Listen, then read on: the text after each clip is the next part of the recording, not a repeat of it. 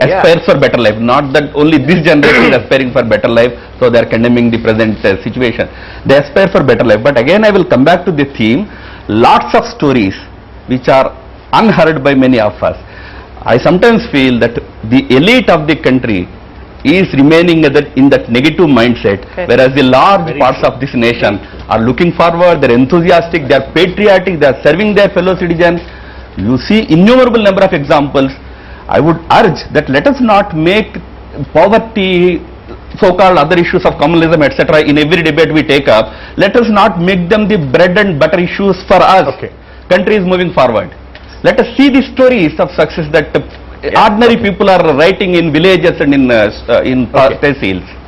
The constant comparison with what's happening overseas, especially with the US. I mean, this is something which you have any drawing room conversation. Yeah, but what's the big deal? Look at the roads in America, or look at XYZ in America. And actually, then there was a period for like about 3 years ago when everyone said actually India is doing much better than everyone else's. Now that's gone, rightly or wrongly. I completely agree with him on all the points, and it's very rarely I agree with the RSS, so I completely agree with him all the points. I think it's how you see the glass, half full or half empty, and India must develop her own model. It cannot have an American model, a China model. It should develop her own model. If I could give a quick example, I find it very funny when I talk about the right to food bill which the government is going to introduce, and we all need it, they're hungry people. I have people in the gyms driving SUVs that guzzle diesel, subsidized diesel, talking about, this is a waste, 2 lakh crores for food. So there is the elite which is cut out from mainland India, which I completely agree with him. Clearly we can't help but compare ourselves, but that's the fact of the matter is there are many things that are going wrong. But the reason for my optimism, the reason why I said the economy is half full, the reasons growth is slowing down is not because India does not have the potential, it is because of self-inflicted, avoidable policy mistakes that have been made. When it's self-inflicted and when it's avoidable, ipso facto, it means they can be redeemed. Prashant, there was a time when, for example, I was in college, when it seemed to be almost a done thing, let's pack your bags and head off abroad because nothing much is going to happen out here. Is that the mood which you sense among the young, or is it more what Mr. Ram Madhav was saying, that there are things that are wrong, but this is where it's all going to happen, we will eventually fix what is wrong and this country will do fine? No, the young people who were now coming for this work of this India Against Corruption were basically from the lower middle classes. And I don't think that they were concerned so much about growth rates, etc. They were certainly concerned about job opportunities. If you allow unbridled mining of mineral resources of this country, you can have a very high growth rate. But what will that growth rate, that kind of growth rate mean? It will mean firstly large-scale displacement of the poorest farmers. It will mean devastation of the environment. It would mean rapid depletion of the mineral resources of this country, leaving nothing for intergenerational equity, etc. And it will mean the creation of a corrupt mafia which has been going on in this country, which is a threat to our democracy. Therefore, this obsession with growth rates is something which we must stop. It's very interesting for Prashant to sit in a book-line study and talk about growth rates are not relevant. Growth rates are relevant because they in a manner are linked and indexed to job opportunities and job provisions, number one. Number two, this whole thing about mining and natural resources and rehabilitation, here's the reality. You cannot build India, and I know this is going to be unpopular, you cannot have an India which does not harness its own natural resources, because we don't have governance in place which can then create relief and rehabilitation. So don't shoot the messenger. The point is, we keep highlighting problems, we never highlight the solution. I don't want to get into a discussion on mining. Growth rates can work for the poor, but they don't, and they often don't, and we have had almost jobless growth. One thing that really is amazing to me is that they have far more faith in a system which continuously and repeatedly lets them down. I mean, they have more faith. They are far more positive.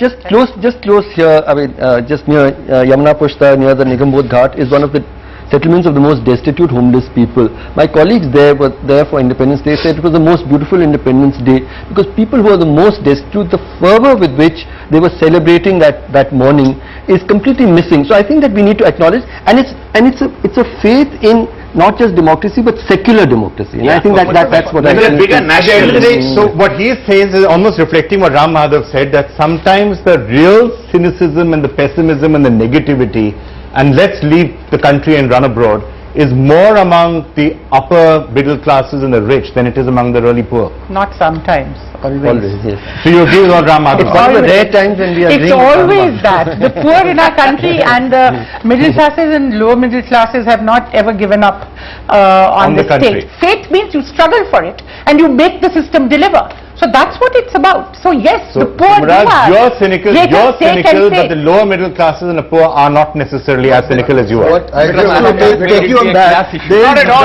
Don't make this into a class issue. It's not a class issue. You're saying the Very top good. level people in the society, they're thinking of going abroad and stuff like that, and because they have more opportunities to think. The people at the village level, if you see, they are not being given the opportunities to think when they even go to vote. Let me tell you, let me complete. When they even go to vote, every manifesto of a party, you will see, in case you give us vote, we'll give you this and this. In case you vote for us, we'll give you this and this. You know, No, I think they're not, a lot of people I have think they're very come to sophisticated. grieve underestimating the intelligence They're of the very Indian voter. sophisticated in There are their people who have estimation. lost elections after promising the moon. Then the Because they leadership didn't should deliver. rise to a different level instead of giving all these Let me- kind of... Quick comments and I don't want to go to Forget JD. everything. The growth that we have had over the last decade or so has in a sense overturned the hierarchies of language, of age, of religion, of tradition. People are far more fused today in our society than they were before. So all this talk about elite versus poor, I think this is actually nonsensical I think again. that's a subject for another debate, We but- really need to be careful that we don't start stratifying our society in an artificial way right now. Fine. Tessin, then Mr. Madhav. He wants to Growth rate clarify. is extremely important only because if you have a higher growth rate, can you fund your social programs, your education? And the other thing is, talk about people wanting to go abroad or aspiring to go abroad. I know many people from the US who want to return back to India today. India is a country that's growing at 7-8%. People want to come back here. Why aren't you looking at that figure? Okay, Mr. Madhav, you wanted to clarify something. Yes, as I said, I have not made it into a class issue at all. I said some of us, we became cynical, we are making things, we are projecting things as very negative, but that's not the mood of the country. Okay. Not about classes, but I must tell you, whatever is happening today is a huge churning that is taking place. Yeah. I am confident that this churning will lead to not anarchy as commented in the as observed in the beginning, but it is going to a better future for India. We will have better grassroots democracy in this country. All right, churning taking place. Jaydeep, let me get you in. Do you sense a churning taking place which within a few years or a decade will see the country in a totally different place? And if so, which place will it be?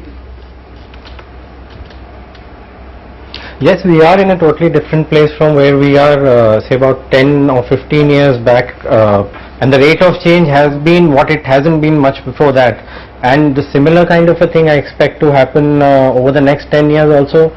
But we must take care of the soft issues. It's true, we need growth. Who wants to be poor? But the thing is that the opportunities that come from this kind of a growth, if a large number of our people are not ready, they are not healthy, they don't have skills, they don't have education to engage and get fruits of this growth, then it's going to spoil things for us and we are not going to be able to grow this way. So we cannot blindly just press a growth button and not fix the social security safety net, not have our people ready to engage with it. Okay. What good is a factory at my land if my son is made a chowkidar outside? Okay, Jerry, just wanted to ask you again, coming back to the theme, because as I said, the media and the Mumbai film industry do sometimes reflect a certain theme, a certain, what is the common discourse at that particular point. You were saying that yes, it's a certain multiplex audience for which positive films are being made. By and large, which films do better right now? Moods that are reflecting an upbeat, aspirational, positive India, or films that are reflecting a certain negative side and the problems that exist? First of all, the positive films are the only films that tend to get made. Or because negative the films money is aren't never being made available anymore. for the other kind of films, because those kind of messages are not supposed to,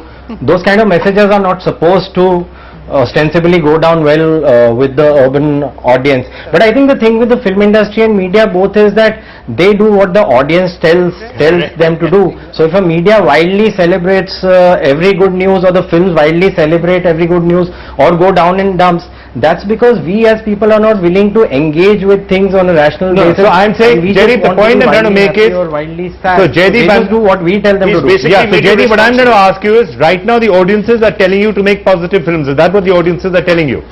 Make a positive film, we don't want to see a negative message. He's Is saying that the what the audiences audience is that telling you? pay, that are paying are asking for The that. beauty and horror of show business is that it always remains the same. The audiences always may keep telling you to make positive films, but you have to find it in yourself to be able to make films which also address some other concerns in a way that the audience So does he's not asking you to consider as a introspect, bad news, but basically. goes back home thinking. the those idealism of the circumstances, 60s had but it's idealistic getting tougher films and tougher about to the do poor that. and All right, let me take a break. We've constantly saying what is it that the young audiences and what the young people actually want. Let's just ask them when we come back after this break.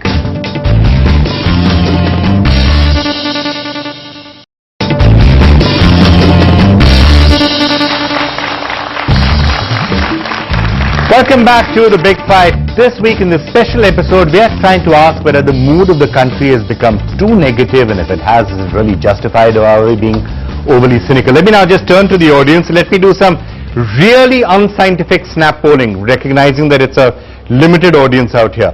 How many of you think that everything taken into account, the country is doing well? How many people feel that? Okay, that's actually virtually